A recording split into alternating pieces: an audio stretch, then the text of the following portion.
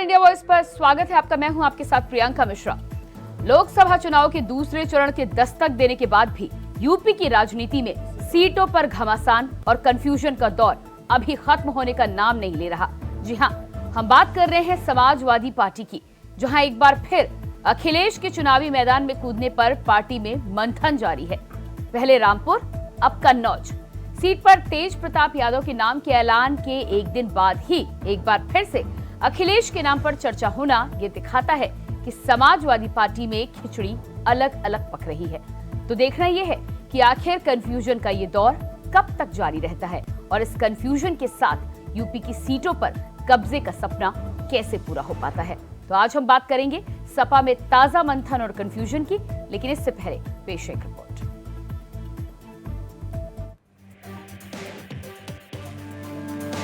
चुनावी माहौल में जिन जिन चीजों का इंतजार था वो सब हो रही है।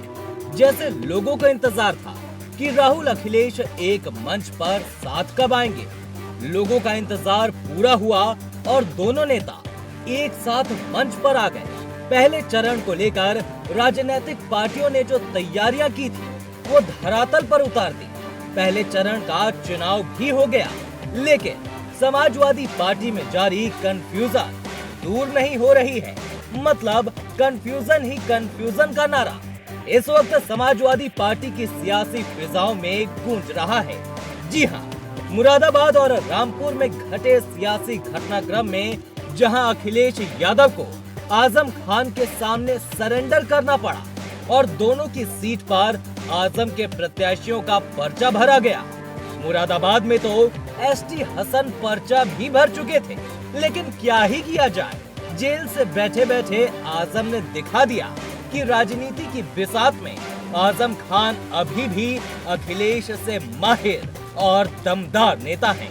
वो चाहे तो जेल से भी अखिलेश यादव को सरेंडर करने पर मजबूर कर सकते हैं। खैर, ये सभी घटनाक्रम देखने के बाद लगा था कि सपा के अंदर अब कंफ्यूजन खत्म हो सकता है, लेकिन मेरठ और सुल्तानपुर में भी वही आलम देखने को मिला। मुरादाबाद से पहले समाजवादी पार्टी के प्रत्याशी एसटी हसन थे, लेकिन फिर रुचि वीरा हो गई। रामपुर से आसिम रजा ने पर्चा खरीदा और प्रत्याशी हुए मोहिबुल्ला खान। सुल्तानपुर से सपा प्रत्याशी भीम निषाद बनाए गए, लेकिन उसके बाद उनका टिकट वापस करवाकर राम भुआल निषाद को दे दिया। इसके बाद की कहानी तो 2 कदम आगे ही निकल गई। मेरठ से समाजवादी पार्टी के पहले प्रत्याशी थे भानु प्रताप, लेकिन फिर उनसे टिकट वापस लेकर अतुल प्रधान को प्रत्याशी बना दिया गया। अतुल प्रधान खुश थे, जनता के बीच जा रहे थे, लेकिन तभी खबर आती है कि अतुल प्रधान से भी टिकट वापस ले लिया गया है और दे दिया गया है सुनीता वर्मा को, और उन्होंने बकायदा नामांकन भी कर दिया। और अब सबसे बड़ा और अहम कदम उठाने का वक्त आया, तो उसमें भी कंफ्यूजन। बात कन्नौज की है, जहां सोमवार को ही अखिलेश यादव के भतीजे तेज प्रताप को कन्नौज से टिकट मिलने का ऐलान समाजवादी पार्टी ने किया था, लेकिन बीच में मंगलवार ही आया और बुधवार को सियासी फिजाओं में नई खबर तर रही है, जिसमें कहा जा रहा है कि अखिलेश यादव कन्नौज से चुनाव लड़ सकते हैं। और यकीन मानिए, ऐसा हो सकता है। हमारा समाजवादी पार्टी और गठबंधन सिर्फ मुद्दों पर ही चुनाव लड़ रही है और एक बड़ा एजेंडा तैयार करके सामने रख दिया है मौजूदा सरकार के सामने और उन प्रत्याशियों के सामने सिर्फ धर्म के नाम पर राजनीति करना चाह रहे हैं, धर्म के नाम पर सत्ता में आना चाह रहे हैं। बेरोजगारी, गरीबी, महंगाई, महिला सुरक्षा, नौकरियां, बहुत सारे मुद्दे हैं जिनको लेकर हम जनता के बीच हैं और यकीनी तौर पर राष्ट्रीय अध्यक्ष अखिलेश यादव जी एक बड़ी जीत हासिल की। तो जिस तरह से समाजवादी पार्टी में अभी भी कंफ्यूजन बरकरार है, अब देखना ही होगा कि कन्नौज की सीट को लेकर जिस तरह से घमासान छड़ा हुआ है, उस पर आखिर तौर पर समाजवादी पार्टी की तरफ से किसे उतारा जाता है, क्या खुद चुनावी मैदान में अखिलेश ताल ठोकते हुए नजर आएंगे। हमारे साथ मेहमान जुड़ चुके हैं, केसी जैन जी नेता बीजेपी से हमारे साथ जुड़ चुके हैं, स्वागत है आपका। इसके अलावा अंशु अवस्थी जी कांग्रेस प्रवक्ता हमारे साथ हैं, बहुत बहुत स्वागत है आपका भी। अशोक तिवारी जी सपा प्रवक्ता हमारे साथ हैं, आपका भी बहुत स्वागत है। और राजनीतिक विश्लेषक हमारे साथ पिंटू तोमर जी जुड़े हुए हैं, आपका भी बहुत बहुत स्वागत है। तो सबसे पहले अशोक तिवारी जी, सबसे पहला सवाल आपसे ही, कंफ्यूजन की जो बार बार बात हो रही है और एक बार फिर से अब कन्नौज सीट पर बहस शुरू हो गई है, पहले रामपुर और अब कन्नौज, क्या लगता है आपको अखिलेश यादव को चुनावी मैदान में उतार कर ही मानेंगे सपा कार्यकर्ता?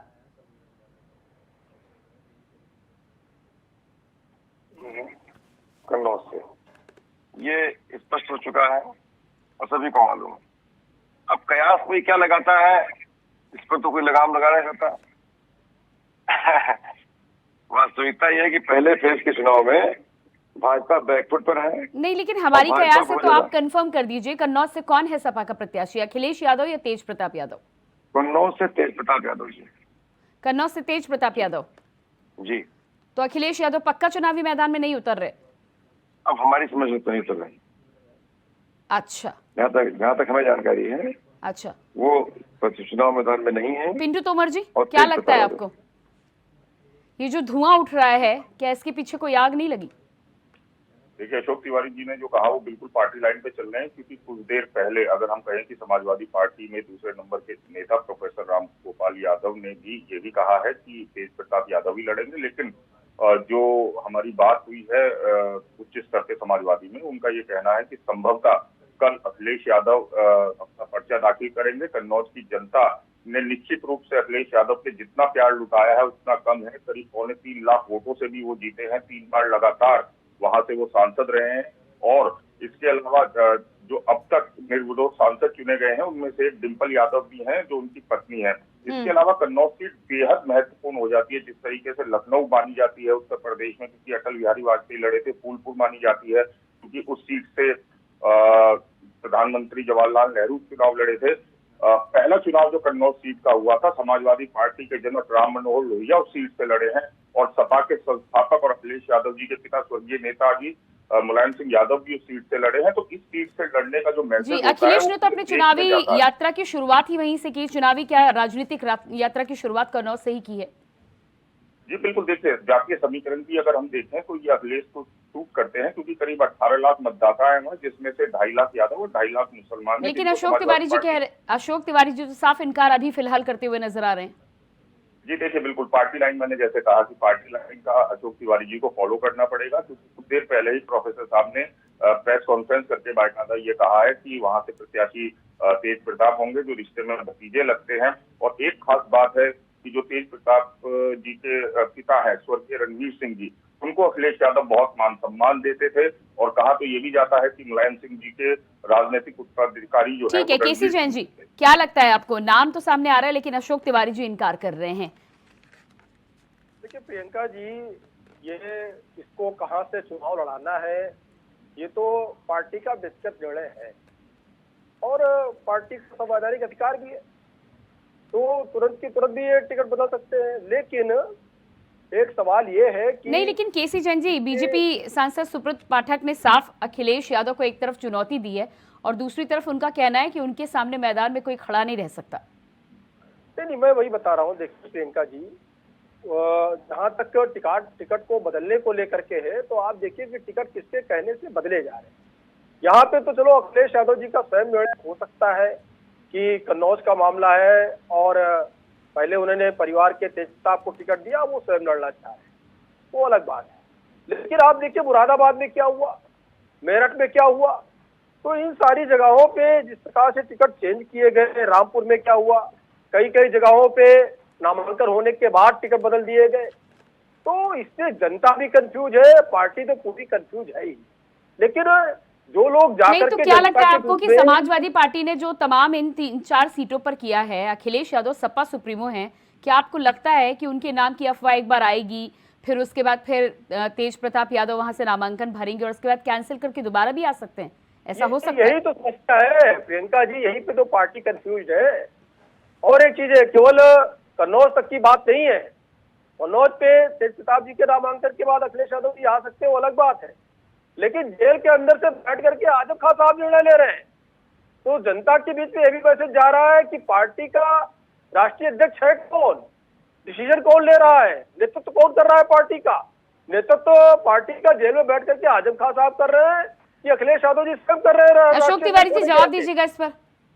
तो लगातार पार्टी कंफ्यूज है, एक नहीं कई सारे जगहों पे टिकट इन्होंने चेंज किए और एक टकराव की भी स्थिति है। रामपुर में आप देखिए, रामपुर में दो प्रत्याशी थे इनके। जी अंशु अवस्थी जी आपके पास मैं आती हूँ, टेक्निकल टीम से अनुरोध करूंगी अंशु अवस्थी जी का ऑडियो ठीक किया जाए। पहले चरण के 4-4, 5-5 सीटों के अगर इस तरीके से कंफ्यूजन की स्थिति है तो ये कैसे दावा कर सकते हैं कि 2, 3, 4, 5 सीटें भी जीत पाएंगे। इसके पहले चलिए ठीक है, अशोक तिवारी जी पहले जवाब दीजिएगा। अशोक तिवारी जी, अशोक तिवारी जी। जी प्रियंका जी, देखिए अब ये भाजपा के प्रवक्ता क्या कह रहे हैं ये तो वही समझ सकते हैं। सच्चाई ये है, अरे लेकिन ये साफ कह रहे हैं कि आप अभी इनकार जरूर कर रहे हैं, लेकिन आपकी तमाम सीटों पर मुरादाबाद से लेकर रामपुर और मेरठ से लेकर तमाम सीटों पर 1 नहीं 2 नहीं बल्कि 3 बार प्रत्याशी बदले गए हैं। फिर ऐसे में अगर आप कह रहे हैं आज की तारीख में कि तेज प्रताप यादव आपके प्रत्याशी हैं, तो इस पर कैसे भरोसा किया जाए? अब भरोसा किया जाए या न किया जाए ये हमारा विषय नहीं है। हमारा विषय है स्थिति को स्पष्ट करना। तेज प्रताप यादव जी हमारे प्रत्याशी हैं और हम चुनाव कन्नौज से भारी भरकम वोटों जीतने जा रहे हैं। ठीक है, और जो है पहले फेज का जो चुनाव हुआ है आपके सामने है, हम 8 की 8 सीटों जीत रहे हैं। भाजपा बौखलाहट में आ गई है, भाजपा के पसीने पसीने हो गए हैं। अच्छा, अनाप शराब स्टेटमेंट दे रहे हैं प्रधानमंत्री अच्छा। जी। पहले तो आप ये ईवीएम को प्रमाण दोष है। देते, आपके पास ये रिजल्ट कहाँ से आ गया? वोटिंग भी तो कम हुई है। अक्सर ये माना जाता है कि वोटिंग कम होती है तो नतीजा जो होता है उसमें कोई खास बदलाव होता नहीं है। अशोक तिवारी जी, अरे 4 जून को आप देख लेंगी, हाँ प्रधानमंत्री जी पसीने पसीने होकर बौखलाहट अरे तो में अशोक हैं। तिवारी जी, मैं तो 4 जून का इंतजार कर रही हूँ, लेकिन आपके पास नतीजे कहाँ से आ गए? आपको देखना चाहिए, प्रधानमंत्री जी का चेहरा बता रहा है कि वो चुनाव हार चुके हैं और बुरी तरह हार केसी चुके हैं। जैन जी, अरे पसीना कौन है?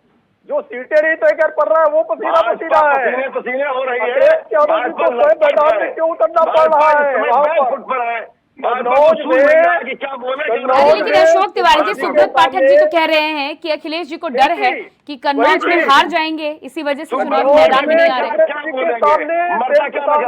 करके अखिलेश यादव जी को आना पड़ रहा है मैदान में। बुरी तरह कोई पूछने वाला नहीं है कौन है? पाठक जी को आप तो डिसाइड ही नहीं कर पा रहे किसको खड़ा करें, किसको ना खड़ा करें। तेज प्रताप यादव जीत रहे हैं आप कन्नौज में। पार्टी में बगावत हो रही है, बगावत। इनको सूझ नहीं रहा क्या बोला है इसके अंदर। अरे अशोक जी, बगावत हो रही है आपकी पार्टी में।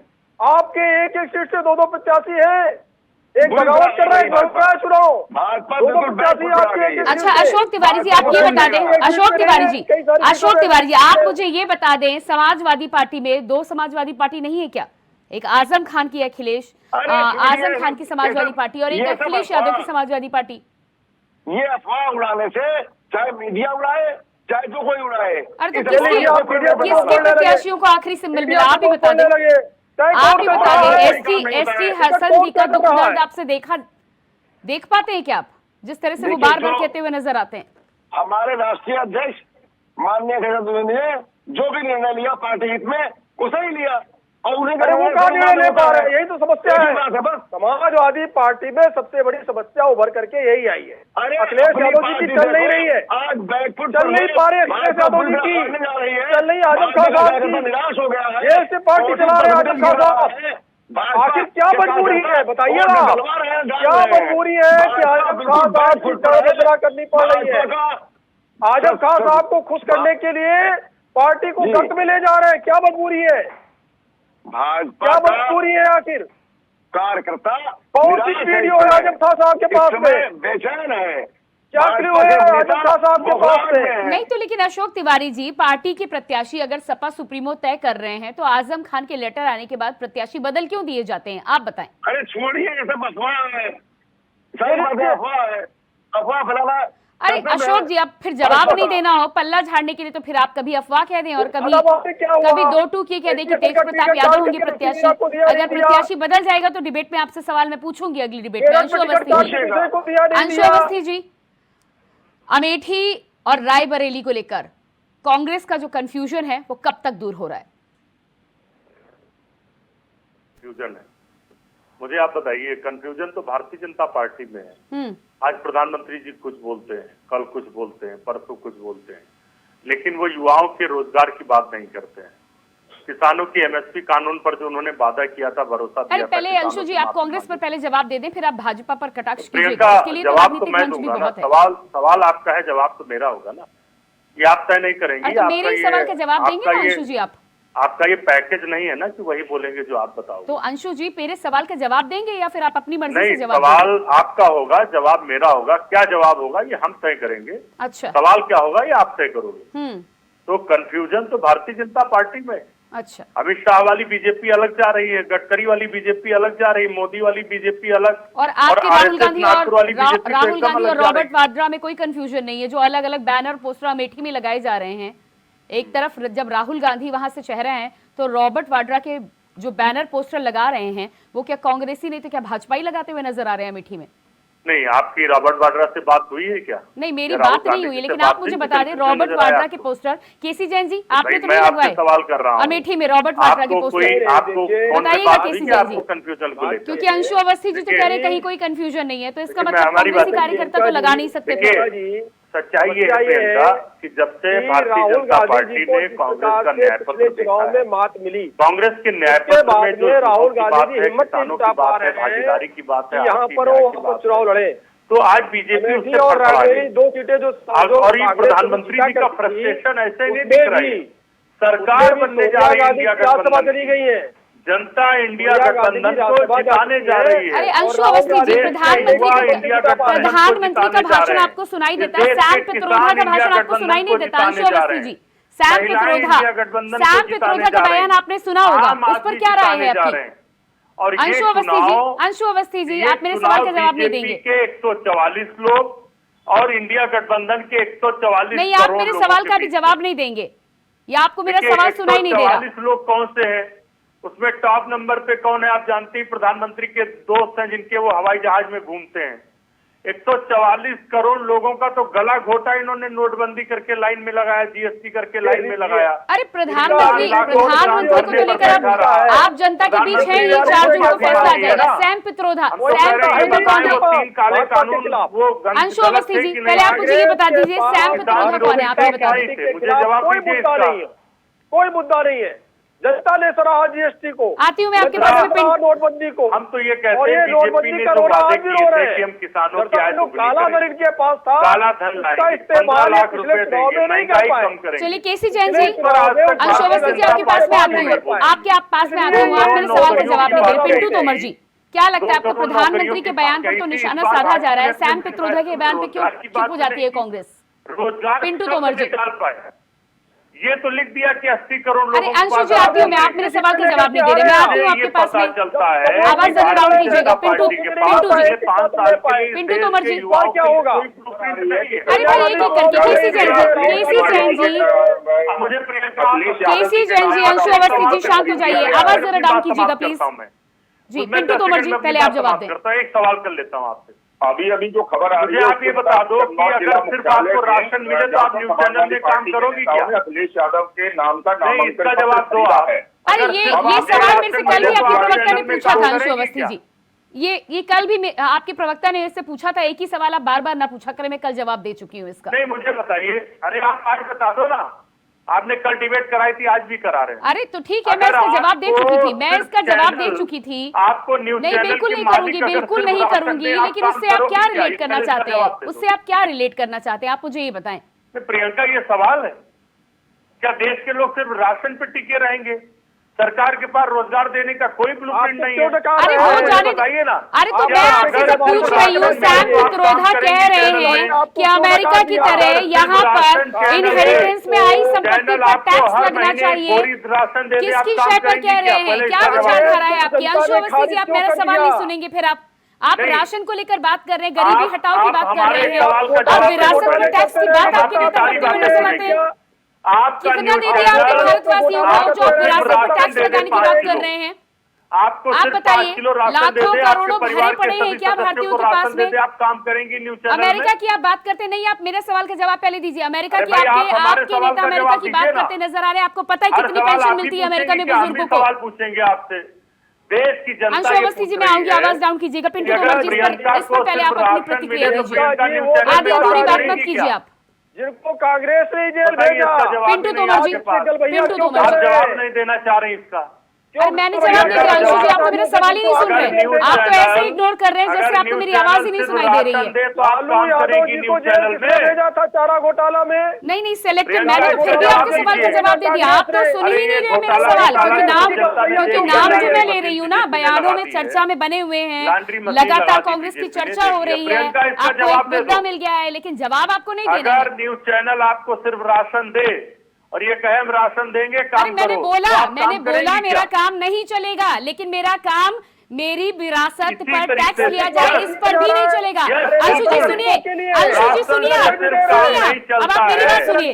मेरी विरासत पर आप टैक्स ले, मेरी विरासत पर आप टैक्स ले, आप मुझे कोई पेंशन नहीं देते, सरकार मुझे इतनी पेंशन नहीं देती कि विरासत पर आप टैक्स ले। हमने कितने हवाई अड्डे बनाए। प्रियंका, मैं यही बात समझा रहा हूँ कि सिर्फ तो राशन आप से भी तो काम मेरी बात नहीं नहीं समझ रहे। चलता अरे है। अंशु जी, आप सीधी, मैं आपको क्या बोल रही हूँ, आप मेरी बात नहीं समझ रहे। कोई बात नहीं थी। सरकार थी। नौकरी को आप लेकर बिल्कुल कोई मेरी बात का बात जवाब नहीं नहीं थी। दे रहे हैं। मैं आती हूँ आपके सिर्फ पास एक में, बात की है कि हम आवाज गरीबों प्लीज को डाउन राशन कीजिएगा। दे पिंटू रहे जी हैं। आप जवाब दीजिएगा। आने वाले 5 पिंटू साल जी आप तक हम शुरू 80 कीजिएगा। करोड़ लोगों ये को अंशु राशन जी अभी देते आज हैं। शांत नहीं होंगे, मुझे ऐसा मैं लगता है। बता दूं कि अभी खबर ये आ रही है, कन्नौज जिला मुख्यालय से अखिलेश यादव के नाम का नामांकन पत्र खरीदा गया। हालांकि ये सेफ्टी पर्पज भी हो सकता है कि कल जब अखिलेश पहुंचे तो उसमें समय ना लगे और तुरंत जमा कर दिया जाए। जी। अब बात आती है कांग्रेस की। ना सिर्फ कांग्रेस बल्कि जितनी भी पार्टी इस समय देश में मौजूद है जो राजनीति कर रही है, उनके प्रवक्ताओं के साथ दिक्कत यही है कि उन्हें मीडिया का प्लेटफॉर्म भी चाहिए और मीडिया के प्लेटफॉर्म पे बैठ के ही वो मीडिया पे सवाल भी उठाएंगे, मीडिया पे ही सवाल करेंगे, मीडिया को ही करवाएंगे। सैम पित्रोदा जिसकी बात चल रही है वो कांग्रेस के मैनिफेस्टो में एक मुख्य आदमी है और उन्होंने जिस तरह के सवाल उठाए उसको आसानी से हम छोड़ नहीं सकते हैं। उन्होंने कमोबेश वही कहा है जो प्रधानमंत्री मोदी ने 2 दिन पहले बांसवाड़ा की रैली में कहा है। मेरा तो सिर्फ इतना कहना है कि जब कोई पार्टी को अपने रिप्रेजेंट करता है तो उसे पूरी तैयारी के साथ आना चाहिए और किसी के सवाल से घबराना नहीं चाहिए, क्योंकि नेता वो नहीं होता जो सवाल से घबरा जाए। हमने अटल बिहारी वाजपेयी, इंदिरा गांधी को देखा है, अक्सर वो जब कितने भी कठिन से कठिन सवाल होते थे वो मुस्कुरा के जवाब देते थे। उन्होंने कभी भी जनता जान चुकी है प्लेटफॉर्म पर कि इस तरीके बीजेपी के लोग सवाल नहीं किया, वो उल्टे मीडिया वालों को गरियाने लगे और जनता उनके सब सवाल जान उठाने चुकी लगे। है। अब ये चलने वाला नहीं है। अब आप लोग वो एक्सपोज हो चुके हो पूरी तरीके से। आप लोग का मतलब क्या होता है अंशु अवस्थी जी? क्या होता है आप लोग का मतलब? आप लोग का मतलब ये है हाँ, कि जब मीडिया सरकार से सवाल न पूछे जो देश का चौथा स्तंभ है, नहीं तो अब आप बैठ कर डिसाइड करेंगे, आप बैठ कर मीडिया- डिसाइड करेंगे, मीडिया प्लेटफॉर्म पे बैठ के आप बैठ कर ये डिसाइड करेंगे कि मैं किसकी तरफ से सवाल पूछ रही हूँ। आप मुझे मेरे सवाल का जवाब नहीं देंगे और उसके बाद आप ही बैठ कर डिसाइड करेंगे। आप दिन भर यहाँ पर देखते हैं कि मैं किससे क्या सवाल करती हूँ। अंशु अवस्थी जी माफ कीजिएगा, आप दिन भर बैठकर टीवी में नहीं देखते कि मैं किससे क्या सवाल करती हूँ। ये आपसे, क्योंकि मैं आपके लिए सवाल कर रही हूँ, उसका आप जवाब नहीं देना चाहते, उसका आसान तरीका है ये। खैर मेरे पास समय, ये जो मुर्गी खाना नहीं, बना रखा था अंशु जी आप तो मेरे से सवाल करें, मैं तो हर सवाल का जवाब देने को तैयार हूँ, मैं हर सवाल का जवाब देने को तैयार हूँ, लेकिन आप तो कांग्रेस को रिप्रेजेंट कर रहे हैं। जनता वैसे लोगों को समझ चुकी है। नहीं अंशु जी माफ कीजिएगा, मैं इंडिया वॉइस को रिप्रेजेंट करती हूँ, मैं हर सवाल का जवाब देने के लिए तैयार हूँ, लेकिन आप कांग्रेस को रिप्रेजेंट करते हैं, आप तैयार हैं हर सवाल का जवाब देने के लिए? मैंने आपसे पूछा सैम पित्रोदा के बयान पर क्या प्रतिक्रिया है आपकी? आप बताएं मुझे क्या प्रतिक्रिया है, क्या प्रतिक्रिया है, आप मुझे ये बताएं। करेंगे कि नहीं करेंगे? फिर आप नहीं सुन रहे। सैम पित्रोदा के बयान पर क्या प्रतिक्रिया है आपकी? मैं एक सवाल पूछ रहा हूँ, उसका जवाब दे दो। अगर सिर्फ राशन दे न्यूज चैनल आपको, आपके परिवार को, आप काम करेंगे कि नहीं? आपके सवाल का जवाब है नहीं, आपके सवाल का जवाब है नहीं। तो हम यही बात कह रहे हैं कि भाजपा के पास रोजगार नौकरी क्या बचकाना तो मैं आपसे पूछ रही हूँ, आपके नेता तो कह रहे कल को आप आ जाएंगे तो आप मेरी विरासत पर टैक्स लेंगे, मुझे इसका जवाब दीजिए।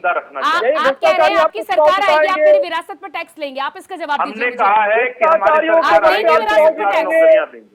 आपको जो हम कोई कह क्यों रहे नहीं हैं है वो आप विरासत पर चलाओगे टैक्स? आप नहीं, बताइए। जो नहीं कहा वो आप दिखा रहे अशोक हो। तिवारी जी केजरीवाल के आप इसका जवाब दीजिए, विरासत पर टैक्स देना जो बनता है हम क्या? कह रहे हैं अपने बारे में वो तो आप नहीं भारत बोल की रहे हो, जनता दिखा क्या रहे इतनी हो। अमीर है कि जो विरासत पर टैक्स बीजेपी देगी? हमारे बारे में बोल रही है उससे आप प्रचार कर रहे हो। हैं? अशोक तिवारी कौन जी सी जवाब बात हुई दीजिएगा। भाई? शाम कर दीजिए। हमने कहा 400 तो हम रुपए बोले? मनरेगा देंगे, आप नहीं दिखाओगे। इस हल्ला गुल्ला में क्या बोलेंगे? कर्ज माफ करेंगे, नहीं नहीं हल्ला गुल्ला दिखाओगे। के अंशु 30 अवस्थी लाख जी जब सवाल नौकरियां कर देंगे, नहीं मेरे दिखाओगे। से ही सवाल कर पेपर जवाब भी लीक दे ना दिया हो, वो मैंने, नहीं, वो पर मेरे व्यवस्था सवाल का करेंगे, जवाब नहीं वो तो नहीं दे रहे, दिखाओगे। आप ही दे दें अगर देश आपके की आधी पास है। आबादी को, गरीब परिवार बता की रहा एक हूँ। महिला को जी। 1 लाख रुपए देंगे, नहीं दिखाओगे। भाई ये बीजेपी शांत कांग्रेस रहिए के तो न्याय ना, पत्र पे जो बता रही वो आप बता रहे हो, पूछ रहे हो। पहले अच्छा शांति ठीक का है, हमारा अशोक न्याय अवस्थी जी, पत्र अब तो एक पढ़ो। मिनट दे दीजिए, बाकियों को भी बोलने का मौका दीजिए प्लीज। जी अशोक जी जी। देखिए, जो आपका सवाल है ये जवाब ये है कि कॉमन मिनिमम प्रोग्राम के तहत सरकार बनेगी, अब इंडिया गठबंधन की कॉमन मिनिमम प्रोग्राम बनेगा, उसके तहत हम कार्य करेंगे। और जहां तक सवाल आपका है, वो कोई ऐसे महत्वपूर्ण व्यक्ति ने नहीं कहा है अच्छा जिस पर जवाब दिया जाए। हाँ ठीक है, बहुत बहुत बढ़िया, आपने ये कह दिया, लेकिन अंशु जी ये कहने को तैयार नहीं। केसी जैन जी। जी देखिए प्रियंका जी, आपने सवाल किया कि भाई वहां से कौन लड़ेगा, अमेठी रायबरेली, और उस पर तमाम सारी बातें हमारे कांग्रेस के साथी कह गए, उस पर जवाब नहीं दिया कि कब लड़ेंगे, कब घोषणा होगी कि नहीं होगी। और वहां पर दो नाम सामने आ गए। दो नाम जिस प्रकार से कई सारी सीटों पे समाजवादी पार्टी के है, कई सारी सीटों पे नाम चेंज हुए, वही स्थिति कमोबेश रायबरेली और अमेठी को लेकर के चल रही है। और इसके पहले जब समाजवादी पार्टी और कांग्रेस पार्टी, बीएसपी, आरएलडी सब एक साथ थे, उसके बाद में भी पूरे उत्तर प्रदेश में 80 में से मात्र एक सीट कांग्रेस की निकली थी, वो थी सोनिया गांधी जी की। सोनिया गांधी राज्यसभा चली गई और वो कहती कि भाई मैं रिटायरमेंट के करीब हूँ, अब मैं चुनाव लड़ने की स्थिति में नहीं हूँ। अब बचे केवल राहुल गांधी जी। राहुल गांधी जी वायनाड से तैयारी कर रहे चुनाव लड़ने की। पिछली बार भी राहुल गांधी जी यहाँ से चुनाव हार गए थे, जबकि सारे घटक दल इनके एक साथ थे। आज बहन जी अलग चुनाव लड़ रही, इनके साथ में रही है। आज आरएलडी हमारे साथ में है, साथ ही साथ आप देखिए चंद्रशेखर अलग चुनाव लड़ रहे हैं। इन्हीं के दल के एक पल्लवी पटेल जी वो अपना अलग चुनाव लड़ रही है। उसके बाद में कौन समर्थन देगा राहुल गांधी जी को? तो राहुल गांधी जी दरअसल डरे हुए हैं कि वहां नामांकन करने के बाद कहीं पिछली बार से ज्यादा बुरी स्थिति ना हो, इसलिए वहां पर नामांकन की घोषणा नहीं हो पा रही है। वहां पे किसको चुनाव लड़ाए? और आप देखिएगा, हो सकता है परिवार के बाहर का कोई आदमी आवे जिससे कि हार का ठीकरा उस पर फोड़ा जा सके कि अगर कोई परिवार का होता तो जीत जाता। अच्छा, ये चूंकि परिवार के बाहर के थे इसलिए दोनों लोग हार गए। और उत्तर प्रदेश में कोई खाता भी नहीं खुलने वाला है समाजवादी पार्टी का और कांग्रेस पार्टी का। हम 80 की 80 सीटों की तैयारी कर रहे हैं और जीत के आएंगे। जनता कांग्रेस के न्याय पत्र पे वोट देने जा रही है, कोई कंफ्यूजन नहीं है। और बीजेपी अंदर से हिल चुकी, क्योंकि आरएसएस का जो सर्वे है जिसमें भाजपा को सिर्फ 120-25 सीटें मिल रही पूरे देश में, तो उससे ये अंदर से हिले हुए। और प्रधानमंत्री जी के चेहरे पे जो तनाव है आपको दिख भी रहा होगा। अंशु जी जवाब आप फिर भी नहीं दे रहे प्रधानमंत्री जी हैं, जवाब आपको देना ही नहीं है, मुझे लग रहा है आज की डिबेट में। जिस तरीके समय मेरे पास नहीं है। अशोक तिवारी जी फाइनल कमेंट छोटा सा, आज अंशु जी को जवाब देना ही नहीं है। चुनाव आयोग उन पर रोक नहीं लगा अशोक रहा तिवारी है। जी फाइनल कमेंट। उससे ये तय है कि भाजपा हार रही है पूरी तरीके से। और ये अच्छा ठीक है, समय हो चुका है। केसी जैन जी, अंशु जी समय हो चुका है। अशोक तिवारी जी फाइनल अच्छा, कमेंट। इसे पूछ रहे जवाब दीजिए। मैं इस पर से कहना चाहता हूँ, क्यों चाहिए भाई? शांत हो जाइए भाई, आप लोग शांत हो जाइए सब लोग, मैं अपनी बात बोल लूं। जी जी, मैं स्पष्ट रूप से कहना चाहता हूँ कि 8 की 8 सीटें पहले फेज की हम जीत रहे हैं और आने वाला दूसरा चरण भी हम जीतने जा रहे हैं और सारे चरण जीतेंगे। अच्छा। उत्तर प्रदेश में बम्पर जीत होने जा रही है समाजवादी पार्टी के गठबंधन की, इंडिया गठबंधन की। ठीक है, समय मेरे पास नहीं है। बहुत बहुत धन्यवाद केसी जैन जी, अंशु अवस्थी जी, अशोक तिवारी जी और पिंटू तोमर जी, बहुत धन्यवाद जुड़ने के लिए। तो जिस तरह से लगातार एक तरफ से दावे किए जा रहे हैं समाजवादी पार्टी की तरफ से, तो दूसरी तरफ कंफ्यूजन समाजवादी पार्टी में अलग अलग नजर आ रहा है। जिस तरह से कई सीटों पर एक नहीं दो नहीं बल्कि तीन बार उम्मीदवारों को बदला गया है, वैसे में कन्नौज सीट पर फाइनली समाजवादी पार्टी की तरफ से कौन चुनावी मैदान में होगा, इसके लिए इंतजार करना होगा। फिलहाल हमारे खास कार्यक्रम में इतने खबरों के लिए बने रहिए इंडिया वॉइस के साथ। मुझे दीजिए इजाजत, नमस्कार।